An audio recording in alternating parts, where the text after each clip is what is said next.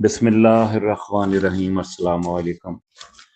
کروڑوں درود و سلام سرکار دو عالم صلی اللہ علیہ وآلہ وسلم اور ان کی آل پاک پہ۔ میں ہوں کیسر انجم، آئی پی پی نیوز کے پروگرام دستک کے ساتھ۔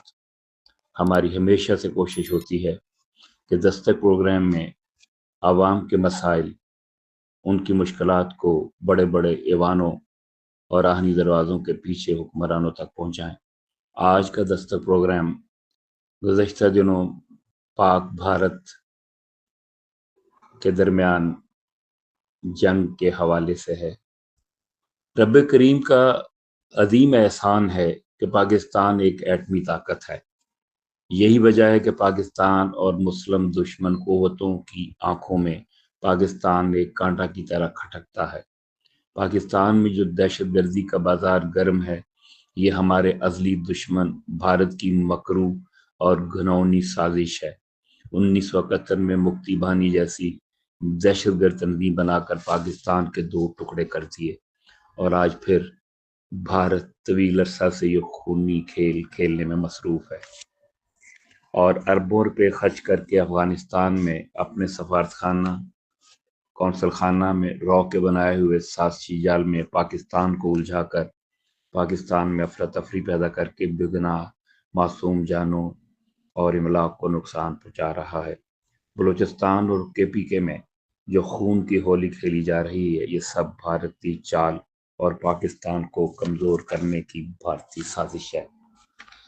پہلگام میں جو بھی ہوا وہ اسرائیلی ایجنسی موساد اور بھارتی بدنام زمانہ خفیہ ایجنسی رو کا مشترکہ ایک جال تھا، ایک سازش تھی جس میں پاکستان کے خلاف جہریت کا موقع حاصل کرنا تھا، اور رو اور موساد کی خفیہ سازش بے نقاب ہو گئی۔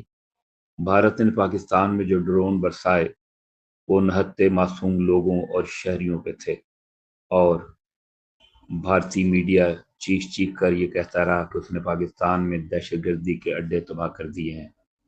پاکستان نے عالمی قوانین کا بھرم رکھا اور صبر و تحمل کا مظاہرہ کیا۔ پاکستان کو سفارتی سطح پر خاصا پریشر کا سامنا بھی رہا اور صبر و تحمل کا مشورہ دیا جاتا رہا، لیکن بہترین دفاعی سیاسی حکمت عملی نے بھارت کی جارحیت کے جواب میں اس کے 6 جہاز تباہ کیے اور بہت سی ایئر بیسز اور دفاعی نظام کو نقصان پہنچایا۔ دفاعی مبصرین کا کہنا ہے کہ بھارتی وزیر اعظم مودی اس وقت انتہائی ذلت آمیز شکست پر زخمی سانپ کی طرح پھنکار رہا ہے، اور اس گھٹیا ترین دشمن سے کچھ بعید نہیں کہ اس عظیم شکست کا بدلہ لینے کے لیے پاکستان پر دوبارہ حملہ کرے۔